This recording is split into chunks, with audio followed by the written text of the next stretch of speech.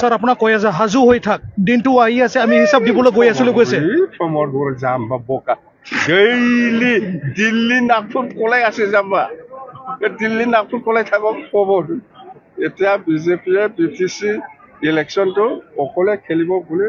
বিজেপিয়ে অলৰেডি ঘোষণা কওক প্ৰমোদ বড়ো আমিও অকলে খেলিম বুলি ক'ব চাওঁছে নাই দিল্লী নাগপুৰ কলাই আছে দিল্লী নাগপুৰ BTC নাথাকিবি মানে এনেকুৱা ভয় খাই আছে এতিয়া মানে এইবাৰতো BJP চৰকাৰ গঠন কৰিব UPPL শেষ স্যাৰ আপুনি BTC চৰকাৰ থকা আপুনি বহুত মটৰ লাইচেঞ্চ দিছিল বুলি কৈছিলে কি UPPL চৰকাৰে দিয়ে নেকি UPPL চৰকাৰৰ দিনত বেছি মটৰ দোকান দেখিছোঁ মই আমাৰ দিনত এনেকুৱা মটৰ দোকান নাছিল প্ৰমোদ বড়ো কৈ আছিলে BPFৰ দিনত বড়ো অৱৰোধ সৃষ্টি হৈছে আৰু এইটো প্ৰমোদ বড়োৱে চব জন্ম দিয়া প্ৰমোদ বড়োৰ চৰকাৰৰ দিনত এতিয়া দুটা এক্সট্ৰিমিষ্ট অৰ্গেনাইজেশ্যন খুলিছে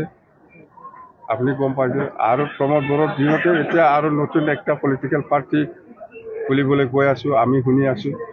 এইটো কিহৰ কাৰণে কৈছে প্ৰমোদ বড়োৰ কাৰণে প্ৰমোদ বড়োৱে যাক লৈ পেলাই চুক্তি কৰিছিল NDFB সকলক লৈ পেলাই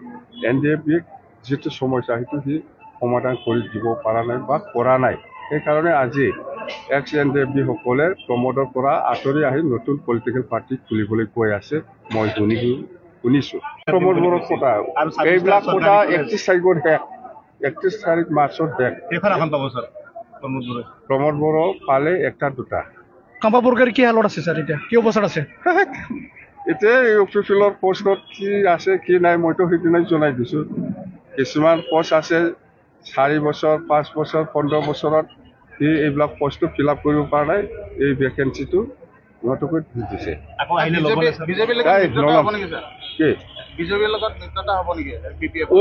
অকলে খেলিব বুলি অলৰেডি ঘোষণাই কৰিছে আমি DPM হিচাপে BJPও ইয়াৰ কি মিত্ৰতাৰ কথা হয় ছেপ্টেম্বৰত চৰকাৰ হ'ব স্যাৰ ছেপ্টেম্বৰৰ 100% চৰকাৰ আৰু কোনো ফেক্টৰ নাই ইয়াত কোনো ফেক্টৰ নাই আমাৰ নেক্সটত BJPৰ পজিশ্যনটো ভাল BPFটো 1 নম্বৰ নেক্সটত BJPৰ পজিশ্যনটো ভাল UPPL বুলি ক'লে একো নাই